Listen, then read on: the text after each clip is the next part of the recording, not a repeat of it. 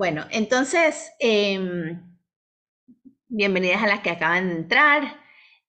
Em, quiero empezar hablando de la parashá de la semana, que esta parashá generalmente se lee justo antes de Shavuot, la parashá de Bamidbar, y tiene muchos mensajes en preparación a esta fiesta de Shavuot. Entonces hay una sijá del Rebbe muy bonita, muy interesante y muy apropiada para recordar en este momento. Y básicamente nos cuenta que en la parashá de Bamidbar, una de las cosas de las que habla es de cómo transportaban el Mishkan de un lugar a otro. Y se da la mitzvah clara a la familia de Kehat, en la que se le dice lo siguiente, dice así: Uba Aharón, y que venga Aharón, Ubanab y sus hijos, Binsoa, Binsoa Hamahané, cuando el campamento va a trasladarse, a viajar, Vejoridu et Parojet Hamasaj, y que agarren el parojet es como la cortina. Nosotros cuando tenemos en nuestros Aron HaKodesh tenemos como una cortina que alude a la cortina del Aron HaKodesh. Entonces, que bajen la cortina que estaba detrás del Aron HaKodesh. Entonces, Vejoridu et Aparojat, que bajen esa cortina. Vekisuba et Aron HaEdut, y que con eso tapen el Aron HaEdut. O sea, no estaba tapada cuando estaba en el Mishkan, solo cuando se van a trasladar, se agarra ese Parojet y se tapa. Venatnu alav Kisui Ortajash, y encima de eso van a poner otra tapa, que es el Ortajash, que es un cuero de un animal que se llama Tajash, y encima de eso, Upirshu Beget Kalil Tchelet Milemala, van a agarrar otra tela, que era celeste, y que se la van a poner encima, y esa es la que va a tapar el Aarón completamente, para poder trasladarse de un lugar a otro. Y cuando está en el Mishkan, el Aarón está absolutamente destapado, y en el momento de traslado no tiene una tapa, no tiene dos tapas, sino tres tapas. ¿Ok? Agarren eso, déjenlo por un momentico de un lado en la información de la cabeza. Y ahora vamos al momento de Shavuot. Cuando Moshe sube a la montaña, hay un famoso midrash que me imagino que todos ustedes ya conocen, pero lo voy a leer desde adentro, saltándome un poquito para no hacerlo demasiado largo, pero voy a agarrar las frases principales. Dice lo siguiente, que cuando Moshe fue a recibir la Torá, los malajim se quejaron y le dijeron a Hashem, ¿qué haces? O sea, no, esta Torá no puede bajar el mundo, la van a distorsionar, van a hacer un desastre con eso, deja la Torá aquí en Shamaim, no se la deja a estos seres humanos que son un desastre. Y Hashem escucha el planteamiento de los malajim y le dice a Moshe, respóndeles. Y entonces la respuesta de Moshe es así. Dice así, Torah Maktivba, ¿qué está escrito en la Torah? Anoji Hashem Elokeja Shelot Tzitija Meretz Mitzrayim. Yo soy tu Dios que te sacó de la tierra de Egipto. Amar Lahem, Klum le Mitzrayim yaradetem. ¿Acaso ustedes bajaron a Mitzrayim? Le paró Hishtabatem. ¿Acaso fueron esclavos de Paró? Torah lama tehelahem. ¿Para qué se les va a dejar la Torah? Y sigue. También dice, lo yeleja Elohim acherim. No tendrás otros dioses. Ben goimatem. ¿Acaso ustedes están entre las naciones? Shovdim elilim, que sirven a idolatría. Además, también dice Zahor et Yom Shabbat le cachó. Está escrito sobre cuidar Shabbat. ¿Acaso ustedes trabajan? Bueno, se los leo o lo digo, no sé. Klumatem osim melajá shatem tzrichim Shabbatot. ¿Acaso ustedes hacen melajá durante los 6 días que necesitan un Shabbat? Lo tisai shema Elokeja lashab. No dirás el nombre de Dios en vano. Klum masá matan yesh benahem. ¿Acaso ustedes hacen negocios que llegarían a jurar en vano? Y continúa y dice, ¿acaso ustedes tienen Klum av ve'em yesh lachem? ¿Acaso ustedes tienen padre y madre? Lo tirzaj, lo tinab, lo tignov. ¿Acaso ustedes tienen Yetzer Hará que van a hacer estas cosas? Y ellos aceptaron. Ahora, siempre hemos estudiado y siempre hemos hablado de que esta conversación es como que extraña y no quiero enfocarme en eso, lo voy a decir súper rápido. ¿Acaso los malajim no sabían todo esto? O sea, ¿cuál es el descubrimiento de América que hace Moshe aquí? Obviamente cuando los malajim dicen no bajes la Torah al mundo, es porque ellos tienen una lectura de la Torah que es un poquito de un nivel más espiritual que ese, porque sabemos que la Torah es está 2000 años antes de la creación del mundo. O sea, la Torah es el blueprint, ¿cómo se dice? Ayúdenme, traduzcan blueprint. Plano. Planos. El plano del mundo. Entonces, obviamente hay un nivel de estudio de la Torah que está todas estas cosas que dice Moshe.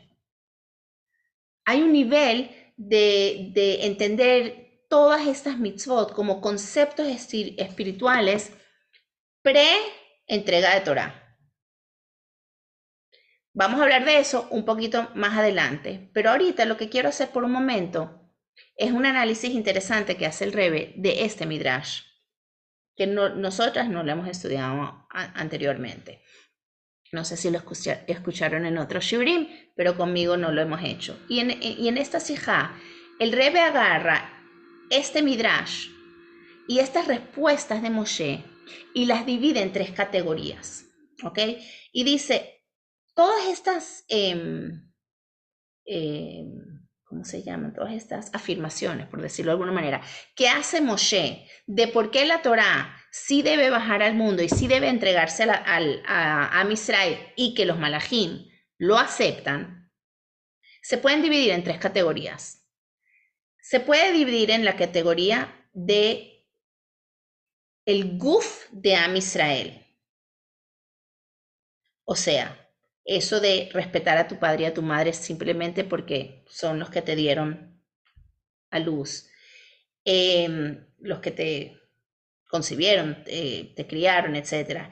Todo el concepto de osim melajam, de que tenemos que trabajar. ¿Por qué trabajamos? Trabajamos porque el GUF necesita ciertas necesidades por las que trabajamos para poder darle las necesidades al cuerpo. Y por eso tenemos Masá y Matán. Todas esas partes que Moshe se refiere están refiriéndose al GUF de Am Israel. Pero hay una segunda parte. Hay una segunda parte que se refiere al Nefesh HaBahamit, o si quieren llamarlo en este momento Yetzer Hará de Am Israel, donde le dice, ¿acaso ustedes tienen celos? ¿Acaso ustedes tienen Yetzer Hará? Esas ya son cosas que no son del guf, ¿ok? Ese sentimiento de celos, esa Yetzer Hará que tenemos entre nosotros ya son respuestas al aspecto del judío que es no físico, sino Nefesh HaBahamit.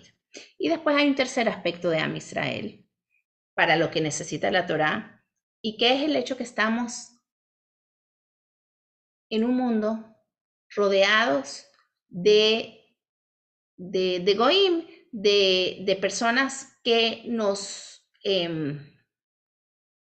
llenan la cabecita con formas de pensar que no son la nuestra, y por más Shomer Shabbat que seamos, o Kasher que seamos, o por más que estudiamos Torah, no podemos negar que hay cierta influencia que se puede llamar asimilación en nuestras formas de pensar, en la de ustedes y en la mía también. ¿Por qué? Porque estamos en Mitzrayim, estamos entre Goim, y eso nos afecta. No podemos negar, o sea, toda la Torah que estudiamos es precisamente para tratar de que no nos afecte esa forma de pensar, pero sí nos afecta. Estamos hasta cierto punto asimilados en muchas de las formas de cómo el mundo ve. Entonces tenemos nuestro propio cuerpo, tenemos nuestro Nefesh HaBahamit y tenemos los Goim que nos rodean. Obviamente lo que va a hacer el Rebe aquí es decirnos que los 3 kisuim con los que el Arona Kodesh se tapa corresponden a estos 3 precisamente. ¿Ok? Entonces, primeramente hay que entender qué es el guf de un Yehudi. El Alter Rebbe, en una exposición muy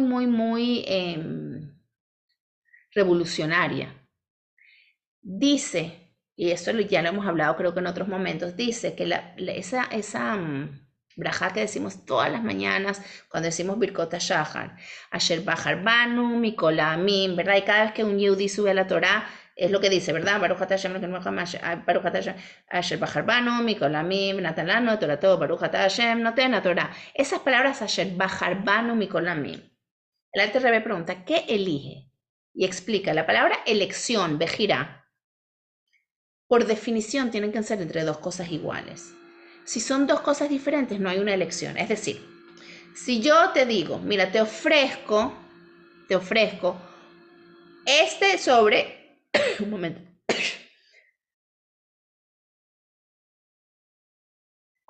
perdón, te ofrezco este sobre que tiene $5. O este sobre que te ofrezco, Salud. gracias, que tiene $1000. Te ofrezco este sobre que tiene 5 y este sobre que tiene 1000. ¿Cuál van a agarrar?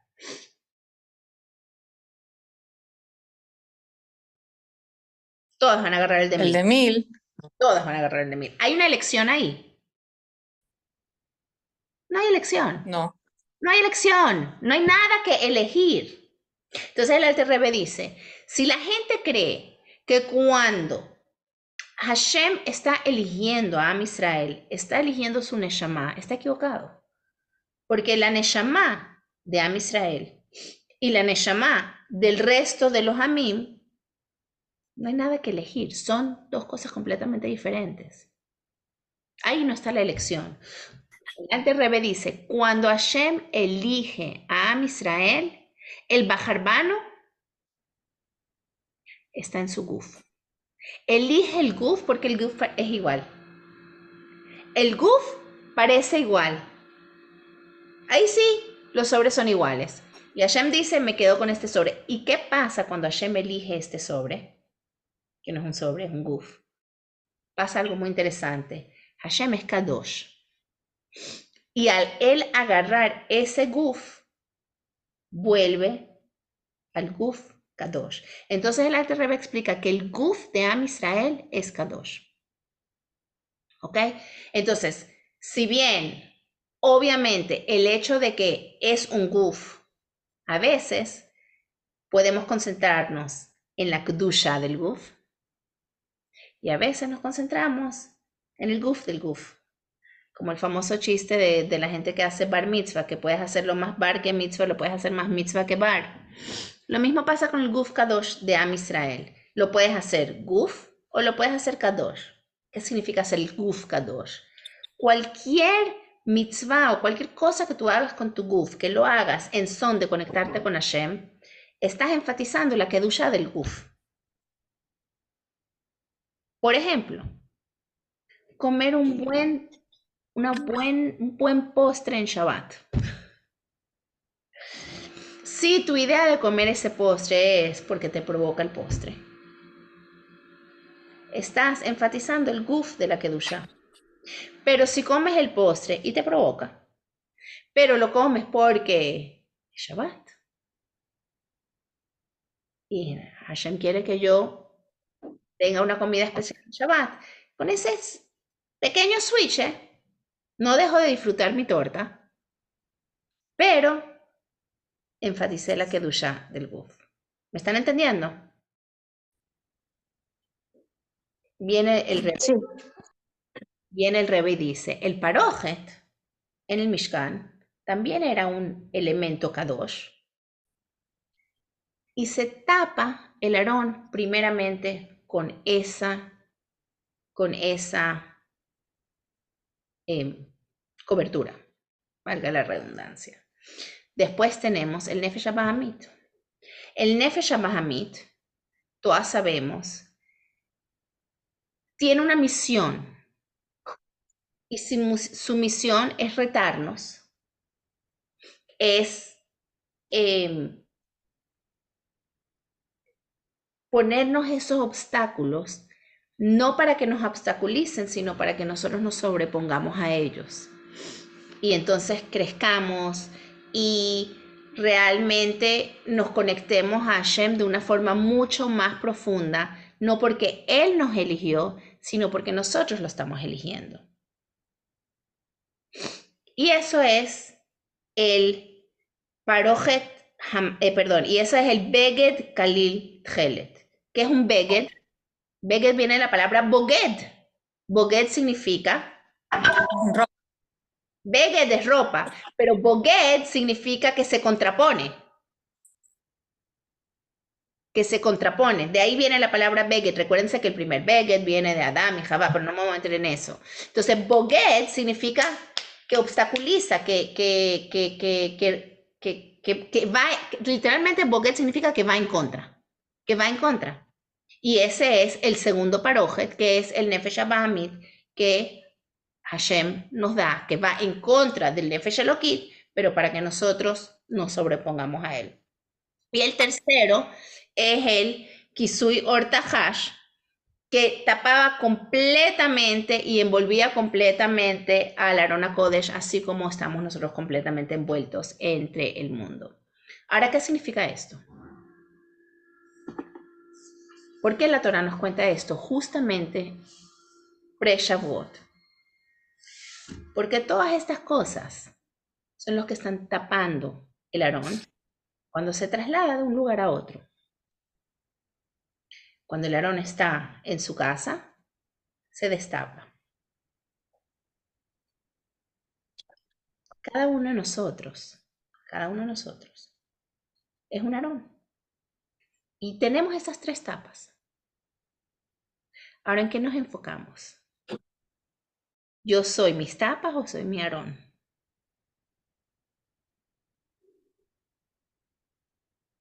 Las dos, Ani. En este caso, O sea, yo soy Aarón, pero tengo que pelear con mis tapas también. claro, pero ¿en qué me enfoco? Entonces, cuando estoy en el Bet HaMikdash, en un shiur de Torah, en la tefila, soy Aarón. Cuando me voy al mundo físico, o sea, cuando me salgo del mundo de la perfección, de ese día que logré de verdad concentrarme en los... Yo nunca me voy a olvidar, voy a contar algo personal, pero a mí me han celebrado mi cumpleaños muchos años. Algunos años no lo he celebrado, confieso. Yo tuve dos celebraciones de cumpleaños que para mí son las dos más épicas de mi vida. Primero, cuando cumplí 40 años, mi esposo me hizo una gran celebración aquí con Manis Friedman, que dieron un shiur de que era más alto y me trajo todos mis hijos de afuera, que me dijeron que no podían venir y no sé por qué. Soy una bruta que no caí de que todos me decían por qué no pueden venir. Entonces, I never thought they were going to come. Entonces, tenía que haber entendido, pero bueno, todos mis hijos vinieron y de verdad que fue un cumpleaños espectacular. Pero hay otro cumpleaños que creo que le gana a eso, no le digan al rabino. Y el otro cumpleaños que creo que le gana fue un año que yo estaba en Nueva York en mi cumpleaños. Y en las vacaciones teníamos la boda de un sobrino y era mi cumpleaños y yo estaba en Nueva York. Y yo me acuerdo que unos días antes yo le había dicho a mi esposo, ¿sabes qué? Voy a estar en Nueva York para mi cumpleaños. Quiero ir al Ogel, pero quiero ir a estar ahí todo el día. Tú te vas a ocupar de los niños y yo me voy en la mañana until I come back. Porque uno siempre va y por más que uno cree que va y puede ser que te quedes una hora, siempre hay algo you're going back to. Quiero ir, quiero decir el Mana y el Ashon completo, quiero estudiar mis Teilim, quiero estudiar Torah, quiero rezar, quiero todo hacerlo ahí. Era lo que le pedí. Me dijo, ok. Y fui. O sea, no sé cuánto tiempo estuve ahí porque ni miré el reloj. Pero estuve muchas horas. Y para mí, creo que ese fue mi mejor cumpleaños ever. Y me acuerdo que en un momento yo estaba rezando. Y yo me sentí, no sé cómo explicarlo, pero me sentí que no estaba aquí.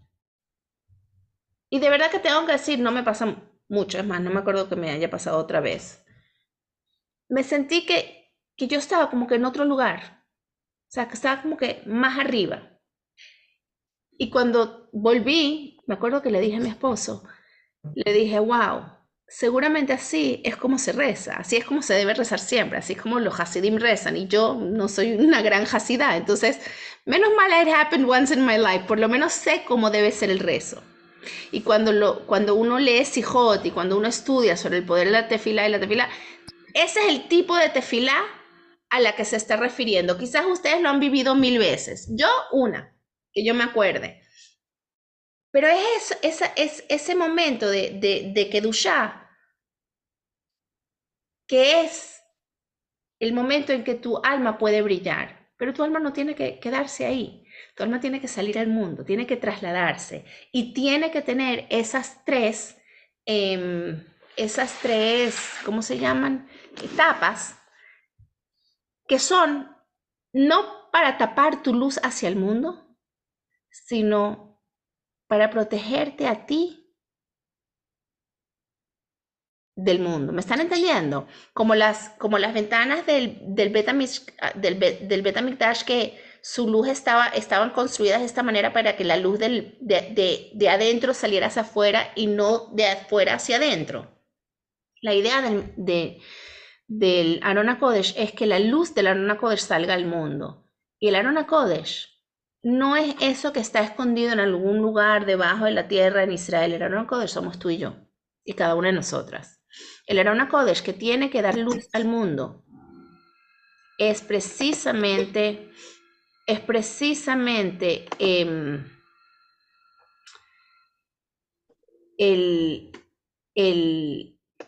la capacidad que cada una de nosotras tiene de entender lo que podemos hacer en este mundo y para qué estamos aquí. Y si volvemos a lo que dijimos antes, que les dije que mantengan el pensamiento, del hecho de que hay diferentes niveles de entender la Torá, podemos entender de aquí algo muy importante, ¿verdad? Dijimos que los malajim tienen como que la Aleph de la Torá y nosotros tenemos la Bet de la Torá, por eso nuestra Torá empieza con Bet. La Aleph de la Torá, de alguna manera, es la Torá con la que se conectaban Abraham, Isaac, Jacob. Porque cuando ellos comían matzá en Pesach, o cuando Abraham hizo la mitzvah de Eruv Hatzerot, que es una ley, ni siquiera de la Torá, es una ley rabínica. O cuando Jacob se puso tefilín, y todos sabemos que sus tefilín no se parecían a los tefilín que nosotros usamos. Y las matzot de Abraham sí se parecían a las matzot nuestras, pero si no hemos salido de Egipto y no ha habido esa mitzvah todavía, ¿por qué está comiendo matzot? Es porque él se estaba conectando con la Aleph de la Torá. ¿Cuál es la Aleph de la Torá? La Aleph de la Torá es la Torá pre-bajar a este mundo. La Aleph de la Torá es como es en su fuente más espiritual, en su fuente más elevada. Como el famoso cuento del hijo del Alter Rebbe, que una vez su papá, ya de adulto, lo mandó a hacer una misión para Am Israel y se tuvo que ir de su casa, precisamente para allá que leímos la semana pasada. Y por primera vez escuchó la tojajá, la parashá que habla de todas las consecuencias negativas o las maldiciones que le ocurrirían al pueblo judío al no hacerle caso y no ir en el camino de Hashem. Por primera vez la escuchó leída, no de su papá. Y dice que cuando escuchó la tojajá se desmayó. Y cuando volvió a sí mismo le preguntaron, ¿qué te pasó? ¿Por qué te desmayaste? Y él dijo, no, por la tojajá. Y dijeron, pero ya va, o sea, ni que tú tuvieras 7 años y es la primera vez que escuchas la Torá, que te quedas dentro de la sinagoga a escuchar la tojajá. Ya eres un adulto, la has escuchado 1000 veces. Y él dijo, no, la primera vez que la escucho, no de la lectura de mi papá. Cuando mi papá lee la tojajá, que era el Alter Rebbe, cuando mi papá lee la tojajá, se escucha cómo se ve en su origen esa lectura, y en su origen es buena. Lo que pasa es que cuando vas a este mundo, con la Bet, como ustedes la leyeron, se escucha la tojaja. Porque en su origen todo es un nivel completamente diferente. Y eso es exactamente lo que es Shavuot, lo hemos hablado 1000 veces. Shavuot es, la Torah ya estaba.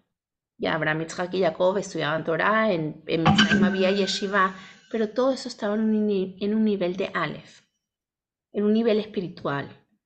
Y nosotros, en Shavuot lo que celebramos es que no tenemos que ser un Abraham, un Yitzhak, un Jacob o un Malach para conectarnos con la Torah.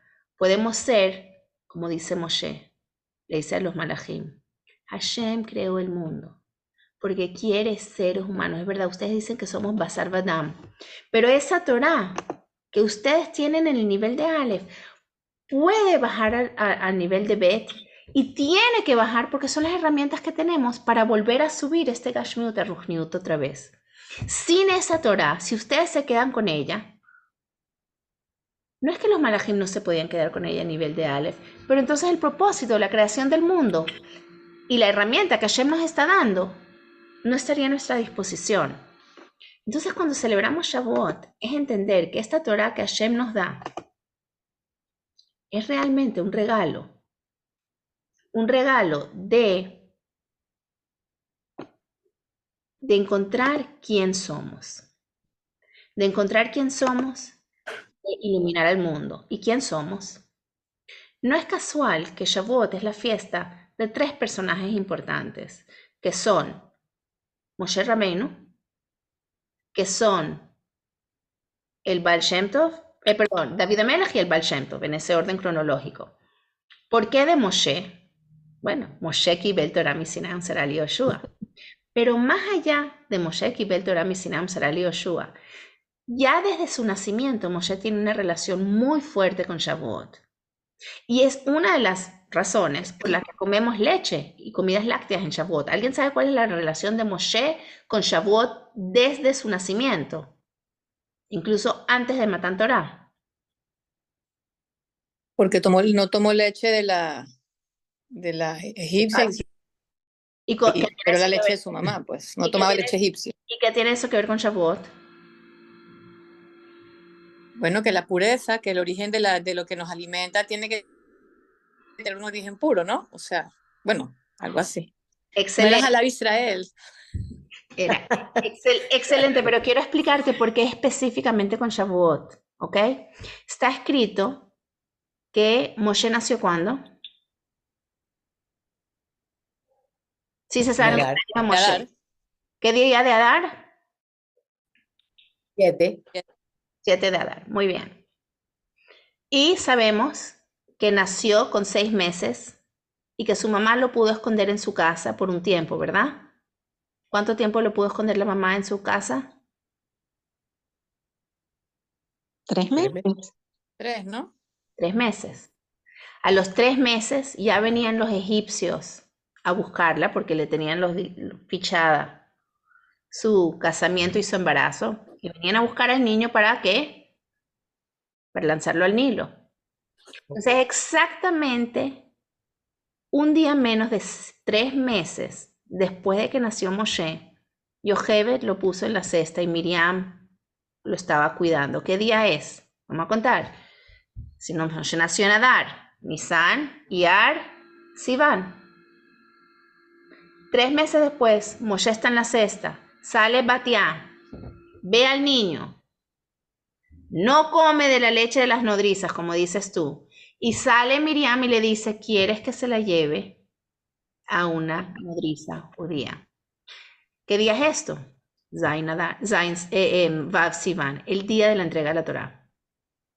Ese es el día que Moshe, o sea, no ha sido la entrega de la Torá. La entrega de la Torá va a ser en 80 years from now. Pero ese día, que es el día que va a ser la entrega de la Torá, es el día que Batia se lleva al niño, Moshe, que va a ser el futuro entregador de la Torá, a donde su mamá, como tú dijiste. Entonces, vemos que ya Moshe tiene una relación con la Torá. La fecha. desde su nacimiento, desde el momento en el que nos aseguramos de que solamente sea nutrido físico-espiritualmente, porque sabemos que cuando uno lacta no solo le da de comer, sino le canta canciones y le dice la Alef-Bet y no sé cuánto, y va inculcando en su hijo la educación, y por eso siempre decimos que la nutrición de una madre a su familia no es solo física, es físico-espiritual. Desde ese momento, a partir de Yocheved. ¿Quién es Moshe? Moshe se vuelve el rey de Israel, ¿verdad? Es rey sin corona. Es más, está escrito que una de las razones por la que Moshe tuvo que ser criado en el palacio era precisamente para no tener eso que dije, que nosotros cuando estamos rodeados de algo de alguna manera nos afecta. Am Israel tenían una mente de esclavos. Eran esclavos, tenían mente de esclavitud. Moshe no. Moshe tenía pensamiento de realeza, porque se crió en un palacio como si fuera miembro de la familia de Parón. Entonces él se crió en mente de realeza, y eso era tan necesario para poder acompañar a Bnei Israel a convertirse en lo que se van a convertir. ¿Qué les dice Hashem a Moshe antes de la entrega de la Torah? Las últimas palabras que le dice es: Atem tiyu li. Con esta entrega de la Torah ustedes se van a volver Mamlechet Kohanim veGoy Kadosh. ¿Qué es Mamlechet? Mamlechet viene de la palabra Melech, un reinado de sacerdotes y un pueblo sagrado. La primera palabra que Hashem dice que nos vamos a convertir es en realeza, es un reinado. Tenemos que ser realeza. ¿Y quién puede ayudar a un grupo de esclavos a sentirse realeza? Solo alguien que fue criado en realeza. Si bien la realeza en la que fue criado no era una realeza judía, si bien era una realeza distorsionada y goy, pero realeza es realeza. Y la influencia es de realeza y no de esclavitud. ¿Van conmigo lo que estoy diciendo? Y Moshe lo logra. Moshe lo logra hasta cierto punto. Tanto era la mente de esclavitud de Bnei Israel que no pudieron entrar en Israel.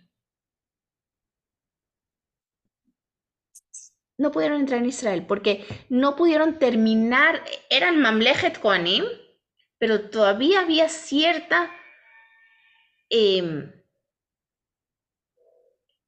forma de pensar inconsciente de esclavitud que tenían, y por eso son solo sus hijos, que nunca fueron esclavos, los que entran en Eretz Israel. Ese es Moshe. Moshe nos da la dignidad de ser Am Israel a nosotros a través de Moshe Kibel Torah Misinai y a través de su persona. Y después tenemos muy famosamente que siempre en Shavuot leemos Megillat Ruth. ¿Por qué en Megillat Ruth? Bueno, porque Ruth es la bisabuela de David Amelech. David Amelech es el hijo de Ishai, que es el hijo de Obed, que es el hijo de Ruth. Y David, además, fallece en Shavuot, un Shabbat de Shavuot. Entonces uno dice, so what? Pero porque David también es David, que es Melech Israel, Chai Vekayam. Y dentro de cada uno de nosotros hay ese pequeño David Amelech. David vive en una generación de mucha dificultad, de muchas guerras internas y externas, o sea, dentro de Am Israel y en contra de Am Israel desde afuera. Pero él es y será siempre David Melech Israel. Y tanto así que Rambam dice que Mashiach va a venir de David Amelech, como está escrito que Jacob le da la bendición de Keter Malchut a Yehudá, y precisamente no de cualquier persona de Yehudá, sino que se enfoca ese Keter Malchut se le da a David Amelech, y desde David Amelech para abajo es que va a ser la descendencia de Melujá. Entonces David Amelech nos da Teilim, nos da muchas cosas, pero nos da la sensación de Keter Malchut, de la dignidad de Am Israel. Y finalmente viene el Baal Shem Tov, que también fallece en Shavuot. Y no es casual, hay un famoso, creo que era el Brisker, que dijo que uno pensaría que tenía que ser al revés, que el Vilna Gaon tenía que haber fallecido en Shavuot porque él se dedicaba a estudio Torah, estudio Torah, estudio Torah. Y el Baal Shem Tov, que se dedicaba a levantar al pueblo judío, a llevar al más humilde la sensación de la importancia de su Neshama, debió haber fallecido en Sukkot, que Sukkot es como esa carpa humilde, que se refiere al mundo físico, y fue al revés. El Vilna Gaon falleció en Sukkot y el Baal Shem Tov en Shavuot. Pero el mensaje de por qué el Baal Shem Tov fallece en Shavuot es precisamente porque el Baal Shem Tov también nos devuelve nuestro Keter. Recuérdense que el Baal Shem Tov nace en un momento donde el pueblo judío está destruido, no solo físicamente, sino moralmente, espiritualmente. Fue después del Zerotach Betaz, fue después de Shabtai Tzvi. Están anímicamente, moralmente, de todas las mentes, absolutamente por el piso. Y el Baal Shem Tov los levanta y le dice, eres Mamlechet Kohanim, eres Goy Kadosh. Cada Yehudí, por más analfabeta, por más sencillo, si solo se quiere conectar con Hashem, levanta esa melujá que está dentro de él. Entonces, ¿qué es Shavuot? En pocas palabras, Shavuot nos define nuestra identidad. Define nuestra identidad que yo no soy Hani solamente, y tú no eres Dina solamente, y tú no eres Sandra solamente, etcétera, todos los otros nombres que están ahí. Simplemente dije los primeros 3 en mi Zoom. Cada uno de nosotros es una malcá, tiene esa melujá, tiene esa corona dentro de ella, que es ese Sefer Torah que cargamos dentro de nosotros. Sabemos que el Sefer Torah viene con su corona. Cada uno de nosotros es ese Sefer Torah que tiene tanto potencial de realmente iluminar el mundo. Y sí, tenemos Guf, tenemos Nefesh Abamit, tenemos mundo que nos rodea, pero si estamos claros con cuál es el foco, cuál es el fuerte y el que tiene que afectar, sabemos que es mi Torah que tiene que iluminar mi Nefesh Abamit, mi Guf y mi mundo alrededor. Y esa es la celebración de Shavuot, la capacidad que tengo de influir sobre todo lo que me rodea, empezando desde mi Guf, mi Nefesh Bahamit y el mundo externo en ese orden, lo puedo completamente elevar a Kedushá de una forma que no se podía hacer antes de Shavuot. Y por eso, en estas Parshiot, antes de Shavuot, nos hablan de estas tapas para decirnos exactamente cuál es el orden correcto de ver quién soy. Entonces, como tú dijiste, Sandra, claro que soy Nefesh con cuerpo, pero ¿en cuál pongo el énfasis? ¿Mi cuerpo va a afectar mi Nefesh o mi Nefesh va a afectar mi cuerpo? Esa es la pregunta y la respuesta en Shavuot está clara. La parte de mí que es la Neshama es la que va a afectar todo lo demás. ¿Alguna pregunta?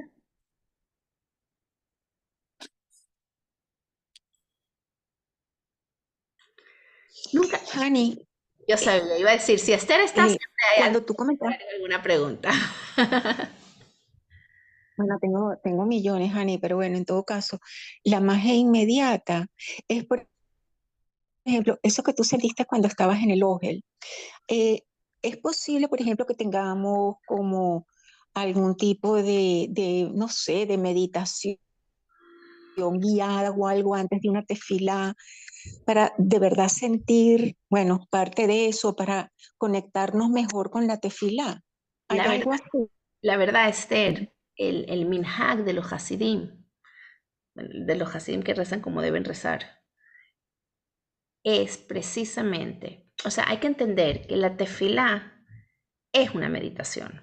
O sea, muchas meditaciones modernas, ¿ok?, que uno estudia, utilizan mucho las mantras. ¿Qué son las mantras? Las mantras es la repetición de frases o la repetición de palabras. ¿Cuál es el propósito de las mantras? El propósito de las mantras, como lo explican en las meditaciones del mundo, es precisamente porque no te tienes que concentrar en lo que estás diciendo, sino que dice lo mismo para que tu mente se vaya donde tiene que ir. La tefila es eso. O sea, la tefila son nuestras mantras.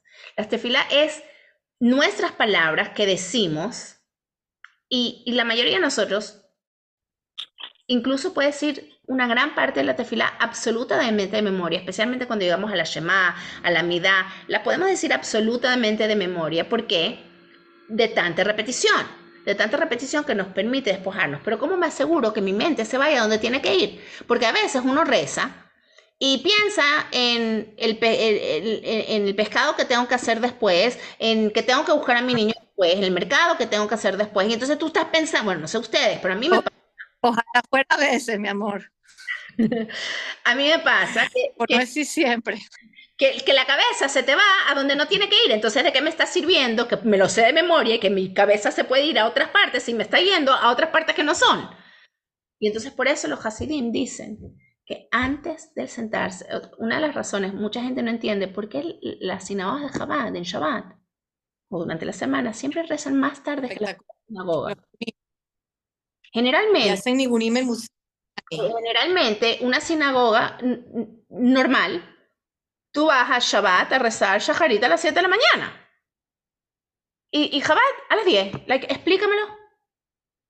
Y la razón es muy sencilla. Porque no es para que se despierten tarde. Es porque antes del rezo se debe estudiar Hasidut. Cuando tú abres una sijá, un ma'amar, empiezas a estudiar todos estos conceptos y estás volando porque bueno, uno vuela cuando uno estudia Torah profundamente con Hasidut, y ahí abres el Sidur, tu mente va a ir en la dirección correcta. Entonces tú me quieres decir, meditación guiada, sí existen meditación guiada, sí las existen, pero ¿quieres la verdadera? No, ya me la dijiste, la sijot. ¿Quieres la verdadera? O sea, esas sijot ya son. ¿Quieres la verdadera, la fuente? Hay muchos rabinos, Chabad inclusive, que te van a hacer meditaciones guiadas. Y ¿tú quieres la verdadera, la original, la fuente? Estudia media hora de Hasidut antes del rezo. El rezo va a ser otro, te lo garantizo. Dani, también en los Minyanim Chabad, por lo menos en Shabbat, que yo voy ahorita, todo es con nigunim. Entonces, llegas al Musaf, tanto al Musaf y también en la mitad de Shaharit de Shabbat, y es puro nigunim. Entonces, en verdad, los nigunim son meditaciones también, o los rezos que los cantas con melodías de nigunim, o lo que se lee en Shaharit. O sea, sí hace diferencia que leerlo. 100%. De verdad, los nigunim a mí sí me concentran. Yo puedo estar 2 horas en una tefilá y de verdad rara vez voy a estar en la tefilá, pero los nigunim me parece que es lo más cercano a meditación que yo he logrado en mi vida. Tú sabes que Más preparación de meditación. ¿Ah? Más preparación para la meditación, para el rezo, que la meditación. 100%. Yo tuve una situación hace poco, una muchacha vino a la sinagoga y me dice, hay demasiado ay, hay demasiado ay aquí, no entiendo. O sea, estaba acostumbrada a rezar en una sinagoga que no tenía tantos ay. Y eso fue hace varios meses. Y hace poco me dijo, fui a otra sinagoga y me hacía falta mi ay. Claro. Porque es verdad que cuando, o sea, por ejemplo, bueno, en nuestra sinagoga no hay tantos ay, pero por ejemplo en la Kedushá, que empiezan con los ay, no sé, Claro. no sé, pero yo sí siento que uno cierra los ojos y uno se va y no está pensando en ese mercado, en ese momento en el mercado. Porque sí, es verdad, los nigunim, las melodías hasídicas definitivamente te ayudan a elevarte de una manera diferente. 100% de acuerdo. ¿Alguna otra pregunta? Me encantó verlas.